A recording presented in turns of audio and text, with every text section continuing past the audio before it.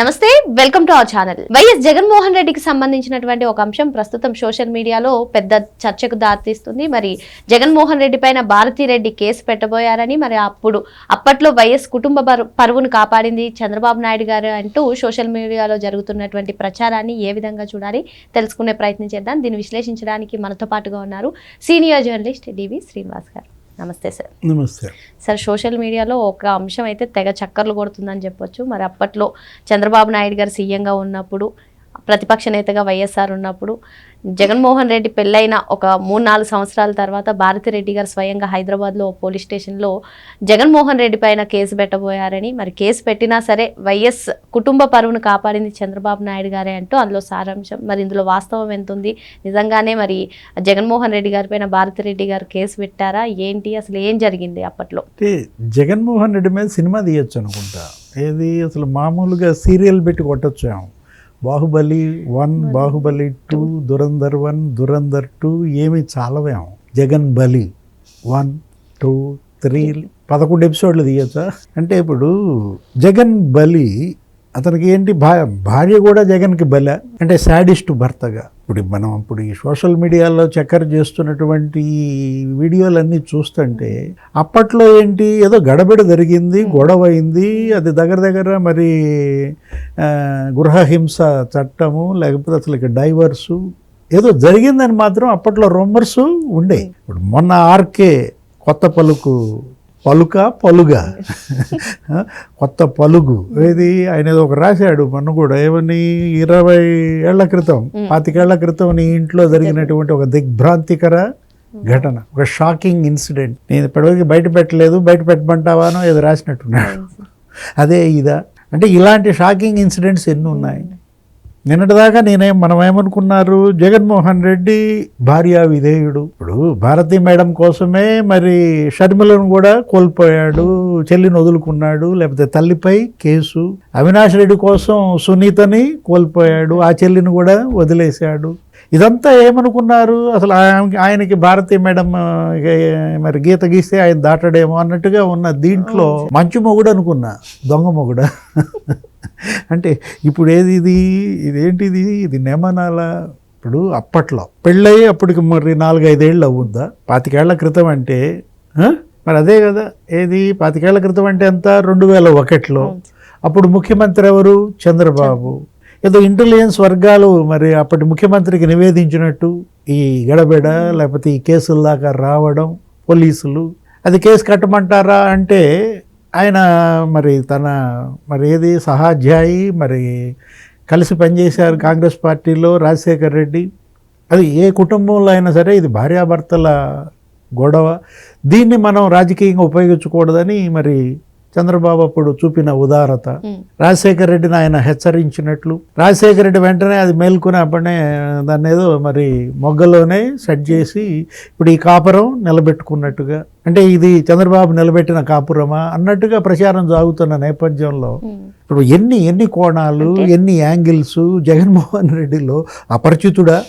అంటే తల్లికి చెల్లి కన్నా ముందే భార్యే బాధితురాలు అంటారా? అదే ఇక్కడ ఇప్పుడు అతను ఎవరు ఆయన బాధితులు కానాళ్ళు. మొన్న ముఖ్యమంత్రి చంద్రబాబు కూడా ఎన్నికల ప్రచారంలో అదే అనేవాడు, జగన్ బాధితుడు కానీ కుటుంబం కానీ వర్గం కానీ రాష్ట్రంలో ఉందా అని ఆయన ప్రశ్నించేవాడు ప్రతి ఎన్నికల ప్రచార సభలో. అంటే అటు ఎస్సీలు, ఎస్టీలు, ముస్లింలు మామూలుగా దమనకాండ అనుకున్నాం, లేదు Telugu Desam, Janasena, BJP, CPI, CPM వీళ్ళ మీద కేసులు అనుకున్నాం, వీళ్ళని జైళ్లకు పంపటం. అంటే పరిపాలనలో జగన్మోహన్ రెడ్డి ఆ రోజు సీఎంగా ఆయన చూపినటువంటి టెర్రరిజం, గవర్నమెంట్ స్పాన్సర్డ్ టెర్రరిజం అన్నారు దాన్ని. అంటే అసలు ఇప్పుడు అదేంటి, దాన్ని దూకుడు ఇదనాలా, లేకపోతే అసలు మ్యాన్ హ్యాండ్లింగ్. ఆయన చిన్నాన్ననే కొట్టాడని అప్పట్లో సీటు కోసం. వివేకానంద రెడ్డి అప్పుడు రాజీనామా చేయటానికి 2004లో ఆయన ఎంపీగా కడప నుంచి, తమ్ముడు అసెంబ్లీకి పులివెందుల నుంచి మరి రాజశేఖర్ రెడ్డి, ఈ వచ్చినటువంటి దీంట్లో ఏది చిన్నాన్న అసలు ఎన్నికలకు ముందే మరి సీటు కావాలని అడిగినట్టు, జగన్మోహన్ రెడ్డిని కనుక నుంచోబెడితే అక్కడ ఉన్న ప్రత్యర్థి మైసూరారెడ్డి తెలుగుదేశం ఓడిపోతాడు, వివేకానంద రెడ్డి అయితేనే తట్టుకుంటాడని పార్టీ వర్గాల సమాచారం మేరకి రాజశేఖర రెడ్డి తమ్ముడికి టికెట్ ఇవ్వడం, గెలవడం, అది తట్టుకోలేక జగన్మోహన్ రెడ్డి తన చిన్నాన్న మీదే అసూయ, ఈర్ష్య, ద్వేషం కొట్టేదాకా వెళ్ళడం, బలవంతంగా నువ్వు రాజీనామా చేస్తావా, చస్తావా, బై ఎలక్షన్ తెస్తావా లేదా, అది తట్టుకోలేక పోరు ఒకరోజు వివేకానంద రెడ్డి రాజీనామా స్పీకర్కి ఇచ్చేసి రావడం, అక్కడ స్పీకర్ స్థానంలో ఉన్న మీరా కుమార్ ఎవరో ఆమె సోనియాకి చెప్పడం, సోనియా రాజశేఖర రెడ్డి మీద బరస్ట్ అవ్వడం, కంట్రోల్లో పెట్టుకొని కొడుకుని లేకపోతే బాగోదని ఆమె హెచ్చరించడం, రాజశేఖర రెడ్డి జగన్మోహన్ రెడ్డిని మరి తలంటు పోయడం, ఇదంతా హర్ష కుమార్ బయట పెట్టాడు. అప్పట్లో ఇదంతా సెంట్రల్ హాల్లో జరిగినటువంటి ఇదంతా కూడా మాజీ ఎంపీ రాజశేఖర రెడ్డి సహచరుడు, అనుచరుడు హర్ష కుమారే చెప్పాడు. ఈ స్టోరీ అంతా ఓపెన్గా చెప్పాడు. అంటే జగన్ యొక్క నేర ప్రవృత్తి, ఆయన యొక్క నైజ గుణం ఇవాళ ప్రజల్లో చర్చ ఇంత పెద్ద ఎత్తున ఎందుకు సాగుతోందంటే ఇవన్నీ కూడా స్కూల్ డేస్లోనే ఆయన క్వశ్చన్ పేపర్లు ఎత్తుకుపోయాడనే ఒక కథ. బేగంపేట స్కూల్లో, పబ్లిక్ స్కూల్లో శివశివ అని మారుతి కారు, ఇదే స్టేషన్, అది కూడా ఇది పంజాగుట్ట స్టేషన్ అనేవాళ్ళు, పట్టుబడ్డ దాంట్లో.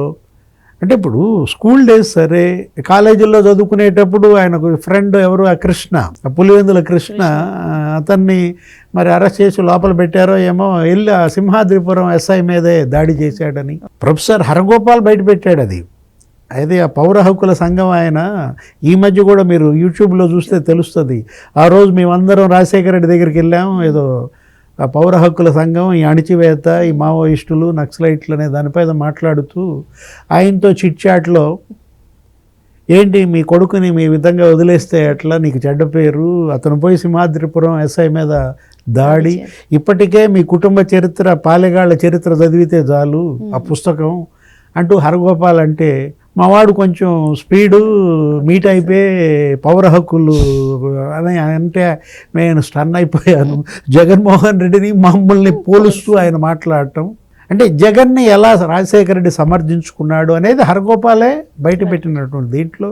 ఇవన్నీ కూడా అసలు రోసయ్య గారే చెప్పారు కదా, ఏది అసలు మరి ఏబిఎన్ ఛానల్లోనో దేంట్లోనో ఆయనే అసలు బహిరంగ చెప్పాడు. ఏమని, విజయమ్మ నా దగ్గర కన్నీళ్లు పెట్టుకుంది, అన్నయ్య నువ్వన్నా చెప్పు, ఏంటి వాడిని అసలు బెంగళూరు నుంచి రావద్దు అంటున్నాడు, ఈయన ఉన్నదొక్కడు, వాడు బెంగళూరు నుంచి రాకుండా కట్టడి చేస్తే ఎట్లా, నువ్వన్నా చెప్పు రాజశేఖర రెడ్డి కానీ కన్నీళ్లు పెట్టుకుందని బయట పెట్టింది ఎవరు, రోసయ్యే కదా. అంటే ఏంటి, జగన్మోహన్ రెడ్డికి ఒక రకంగా కుటుంబ బహిష్కార శిక్ష ఆ రోజు తండ్రి విధించింది. బెంగళూరులోనే ఉండు, ఇక్కడికి రావద్దు అన్నాడంటే, అంటే అలాంటి మరి ఆయన మనస్తత్వం, ఆయన ఇప్పుడు జగన్ మైండ్ సెట్ ఎలాంటిది అనే దానిపైన ఈరోజు చర్చలు ఎందుకు సాగుతున్నాయంటే, నేను అన్నది అదే, ఏది అపరిచితుడా రెమో అయిపోతాడా, రెమో రామ్ అయిపోతాడా, అసలు చెల్లినే గోడకు కొట్టాడన్నారు షర్మిల.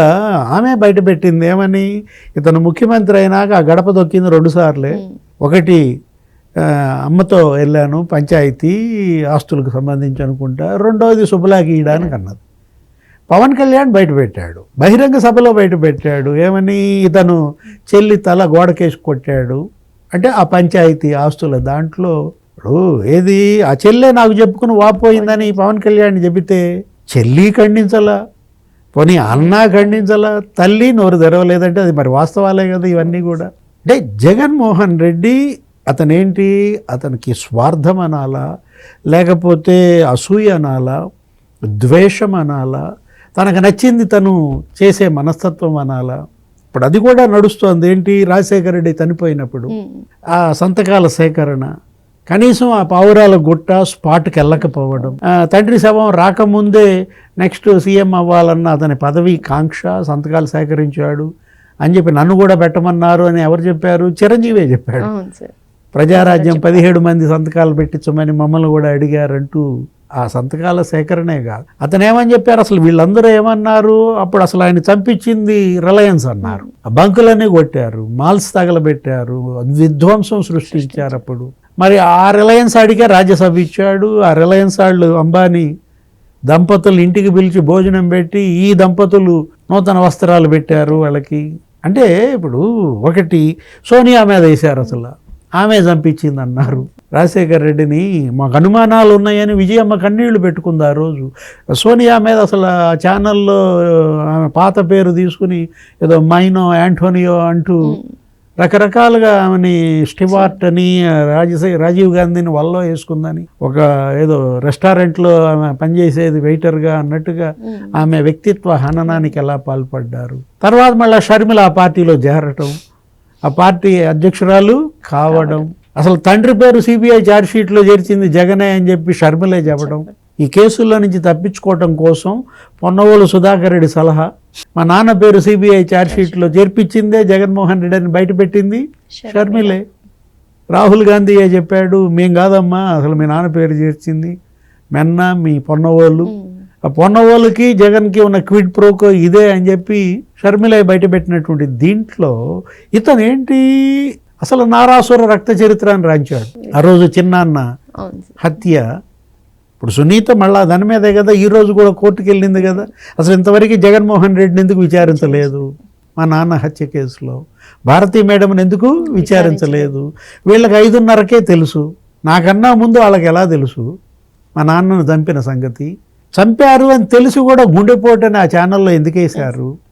నేను పోస్ట్ మార్టం పట్టుపట్టకపోతే కట్లు కట్టారు, మరి కుట్లేశారు, పూలు చల్లారు, అసలు తీసుకుపోయేవాళ్లే కదా.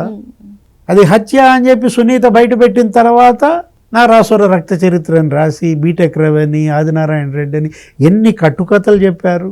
చివరికి వాళ్ళ చిన్నాన్నకి ఇంకెంత తెగిచ్చారంటే వివాహేతర సంబంధాలు, బెంగళూరు భూతగాదాలు, ఇట్లా 11 కథలు చెప్పారే. ఇప్పుడు ఎవరు అరెస్ట్ అయ్యారు? భాస్కర్ రెడ్డి, లేకపోతే దేవిరెడ్డి శివశేఖర్ రెడ్డి, లేకపోతే అవినాష్ రెడ్డి కూడా అరెస్ట్ అని టెక్నికల్గా చూపి. అంటే వీళ్ళు ఎలాంటి వాళ్ళు? ఆ రోజు ఈయన అసలు ఎన్నికల ప్రచారంలో మా తాతను చంపారు, మా నాన్నను చంపారు, లేకపోతే మా చిన్నాన్నను కూడా చంపారని బుడి దీర్ఘాలు తీసి కన్నీళ్లు పెట్టుకుని విజయమ్మతో లేకపోతే షర్మిలతో సునీత్తో కూడా ప్రచారం చేయించుకుని గెలిచి ముఖ్యమంత్రి అయినాడు. ముఖ్యమంత్రి కాగానే సిబిఐ వద్దన్నాడు, ఒక కన్ను ఇంకో కన్నును పొడుస్తుందా అన్నాడు. అరే ఆ సిబిఐని 30 తిప్పలు పెట్టారు, వాళ్ళ మీదే ఎస్పీ మీద కేసు పెట్టారు, గెస్ట్ హౌస్లో వాళ్ళని 3 రోజులు పెట్టి అరెస్ట్ చేయనీయకుండా తరిమేశారు అవినాష్ రెడ్డిని. అసలు ఎన్ని జరిగాయని అంటే ఇక మూర్తి భవించిన నేరత్వమా? ఎవరు? జగన్మోహన్ రెడ్డి అంటే క్రైమ్ అంటే జగన్. మరో అంశంతో మళ్ళీ కలుద్దాం. Thank you sir.